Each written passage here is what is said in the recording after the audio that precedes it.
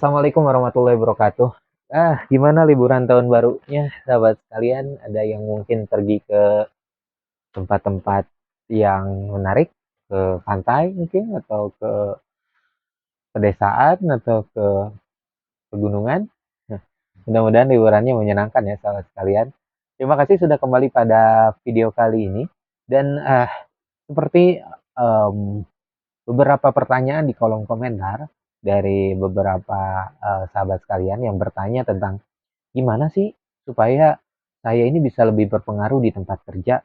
Bagaimana supaya ide-ide saya ataupun saran-saran saya ini bisa lebih terimplementasikan dan bisa menjadi sesuatu yang bermanfaat di tempat kerja saya gitu. Lalu bagaimana caranya supaya saya bisa bergaul atau memberikan pengaruh kepada orang-orang yang tepat?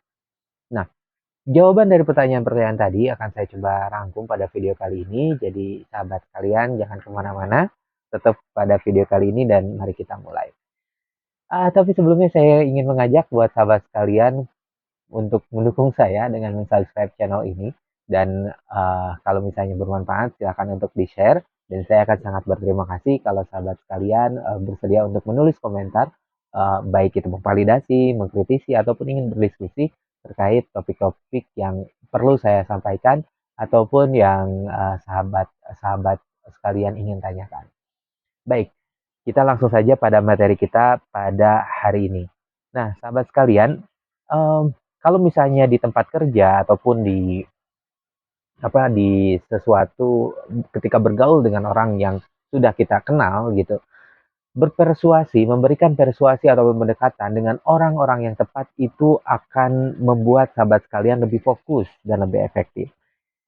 Eh, dalam berbagai macam training sudah disampaikan oleh beberapa para ahli bahwa kita khususnya di area kerja gitu ya, di tempat kerja kita perlu untuk memahami tentang politik kantor. Jadi nggak cuma di dunia pemerintahan, di perkantoran pun kita perlu untuk mengidentifikasi siapa yang tepat untuk kita pengaruhi. Uh, jadi yang pertama kita perlu tahu dulu siapa yang perlu kita ketahui. Caranya pertama adalah kita perlu tahu tentang rantai komando di organisasi kita. Kita tentu tahu bahwa di organisasi itu ada yang masih hierarki gitu.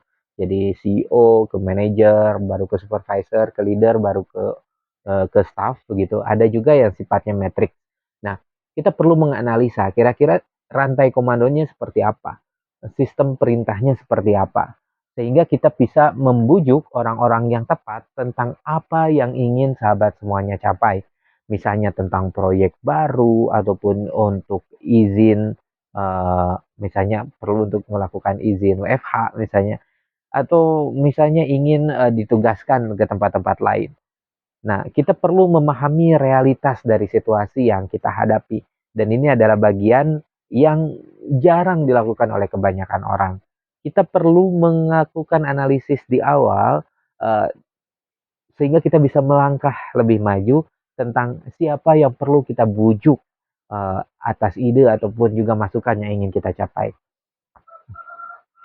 Siapa yang paling ingin menjawab ya terhadap masukan Anda dan membenarkan atas ide-ide Anda dan sehingga bisa menjamin atas informasi yang Anda gunakan, yang Anda berikan itu bisa sangat bermanfaat.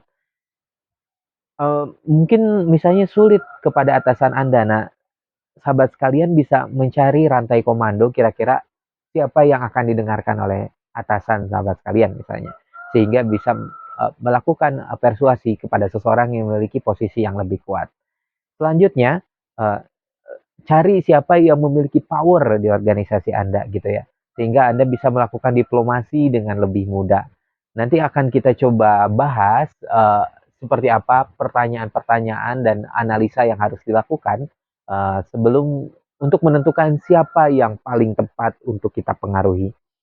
Uh, kita coba cari siapa yang ada di dalam organisasi yang memiliki wewenang yang resmi, yang memiliki power yang untuk berpengaruh dengan lebih cepat sehingga itu bisa melipat gandakan kekuatan sahabat sekalian. Uh, Misalnya ya karena posisi ataupun juga karena kredibilitas mereka. Seseorang yang lebih dihormati di organisasi sahabat-sahabat sekalian gitu. dan yang memiliki kekuasaan lebih lebih kuat gitu di perusahaan ataupun di organisasi sahabat kalian, sehingga akan lebih dipertimbangkan ide-idenya. Nah, sahabat perlu memahami mereka, memahami motivasi mereka itu apa, dan kekhawatiran mereka itu apa, gitu. Sehingga sahabat sekalian bisa memberikan opsi yang tepat untuk mengatasinya, untuk menghadapinya, untuk menggunakannya. Sehingga mereka uh, tidak merasa dibutakan gitu, sahabat sekalian, karena sudah memahami apa yang urgent buat mereka, apa yang uh, apa kekhawatiran mereka, isu mereka, keresahan mereka, orang yang sahabat sekalian tuju. Jadi sahabat sekalian bisa memframe masukan sahabat sekalian sehingga lebih cocok dengan pandangan mereka, dan sahabat sekalian bisa menjual ide-ide sahabat sekalian dengan lebih mudah. Misalnya ternyata mereka itu pencinta lingkungan misalnya, atau ataupun tentang keselamatan kerja itu akan atau tentang well-being itu akan sangat didengarkan, sehingga uh, sehingga ide sahabat sekalian ketika di reframing seperti itu bisa lebih memberikan pengaruh dengan lebih baik. Jadi cara-cara ini akan lebih memudahkan sahabat sekalian untuk membuka kesuksesan di masa depan, sehingga tidak perlu menghabiskan lebih banyak waktu ketika akan memberikan pengaruh terhadap orang lain, dengan ataupun dengan lebih banyak waktu, lebih banyak orang yang perlu dihubungi. Cukup cari orang-orang yang lebih berpengaruh dan lebih memberikan dampak psikologis gitu ya terhadap organisasi sahabat sekalian. Jadi jika sahabat sekalian ingin orang lain berpikir dengan kerangka pikir yang positif, carilah cara yang lebih dekat dengan mereka, cari orang yang tepat, cari cara yang lebih dekat dengan mereka, sehingga ide sahabat sekalian dinilai dengan sangat bermanfaat. Misalnya bisa juga dengan melakukan kegiatan seperti menjadi komite di antara uh, apa tim kecil yang mereka pimpin gitu ya, atau mengobrol sebentar sebelum suatu rapat gitu, sehingga bisa mengenal lebih baik dengan orang yang dimaksud. Uh, ini tentu saja bukan hanya satu orang, kadang kita perlu juga untuk mengembangkannya dengan beberapa orang yang memiliki kendali yang mungkin tidak hanya sekarang tapi juga di masa depan, sehingga sahabat sekalian bisa melihat kalau misalnya nanti akan ada dinamika di organisasi, sahabat sekalian tetap memiliki pengaruh yang lebih baik gitu. Itulah pentingnya untuk memahami politik di kantor gitu, ataupun juga di organisasi sahabat sekalian. Nah, kira-kira pertanyaan seperti apa yang perlu ditanyakan kalau misalnya sahabat sekalian ingin mengetahui siapa yang ingin dipengaruhi? Yang pertama, identifikasi seorang yang disebut decision maker, pembuat keputusan. Jadi, sahabat sekalian perlu untuk mengetahui mereka. Ini pertanyaannya adalah, siapakah yang dibutuhkan oleh atasan sahabat sekalian yang akan memvalidasi bahwa ide sahabat sekalian itu baik. Kira-kira siapa? Apakah itu misalnya atasannya, ataukah itu level yang lebih tinggi, atau justru rekan kerjanya begitu. Itu yang bisa sahabat coba identifikasi. Yang kedua, uh, topik apa yang dibutuhkan oleh atasan Anda misalnya, atau orang yang sahabat Anda perlukan untuk pengaruhi. Topik apa yang menarik buat mereka, yang menjadi isu mereka, yang menjadi keresahan mereka. Misalnya apakah itu topik quality, misalnya safety, ataupun misalnya topik keuangan, finansial, dan sebagainya. Cari titik yang paling paling berpengaruh gitu. Sehingga bisa menggunakan kalau ide ini kira-kira dampaknya terhadap topik yang paling kritikal ini seperti apa. Yang ketiga adalah uh, bagaimana, coba identifikasi bagaimana caranya sahabat sekalian memframing ide sahabat sekalian, ide project ataupun juga ide keinginan sahabat sekalian, saran sahabat sekalian untuk menyampaikan informasinya. Jadi sebelum dikatakan, coba framing dulu sarannya seperti apa. Tanyakan juga kira-kira kalau dibantah jawabannya akan seperti apa. Buat misalnya sahabat sekalian bisa cari benchmark dengan misalnya tempat lain, ataupun juga sahabat sudah melakukan pilot misalnya dengan ide-ide yang sahabat masukkan, ataupun tentang budget, ataupun uh, misalnya customer gitu, pengalaman experience customer, berikan mereka cerita yang menarik dari saran ataupun ide yang ingin sahabat ajukan. uh, Selanjutnya yang perlu ditanyakan tadi adalah sahabat perlu tahu siapakah yang paling mempengaruhi organisasi sahabat sekalian.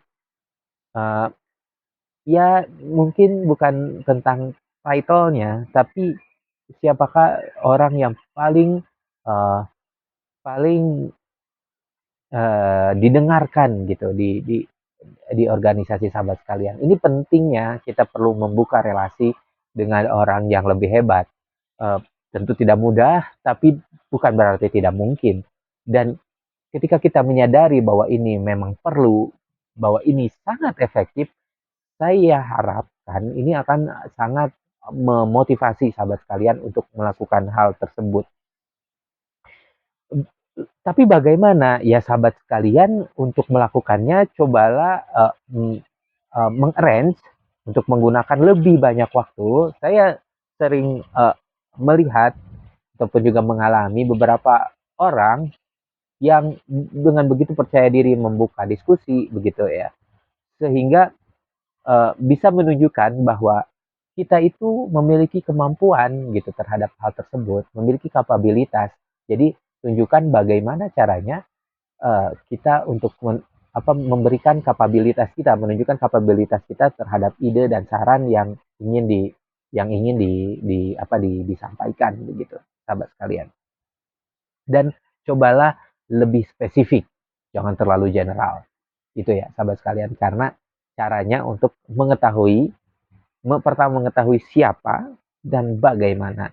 Itu memang perlu untuk kita analisa supaya lebih efektif. Tentu, apakah sahabat sekalian setuju?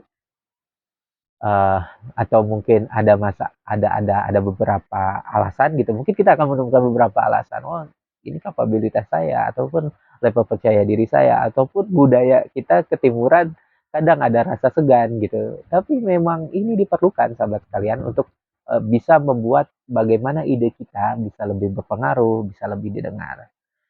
Jadi menurut sahabat sekalian, apakah ide dan masukan ini bisa diimplementasikan di tempat kerja? Bagaimana caranya? Apakah akan mencoba dengan hal kecil seperti apa? Dimulai dari ide apa yang coba sahabat akan coba rangkum? Saya akan sangat senang sekali jika sahabat sekalian mau berbagi di kolom komentar. Terima kasih sudah menonton video ini, dan mari kita tepuk tangan dan berterima kasih buat diri kita yang sudah belajar lagi satu ilmu baru. Semoga kita bisa mengimplementasikannya lebih baik sehingga ilmu ini bisa memperkuat sahabat sekalian, bisa menjadi sesuatu yang bermanfaat. Terima kasih sudah menonton video ini. Sampai jumpa lagi. Assalamualaikum warahmatullahi wabarakatuh.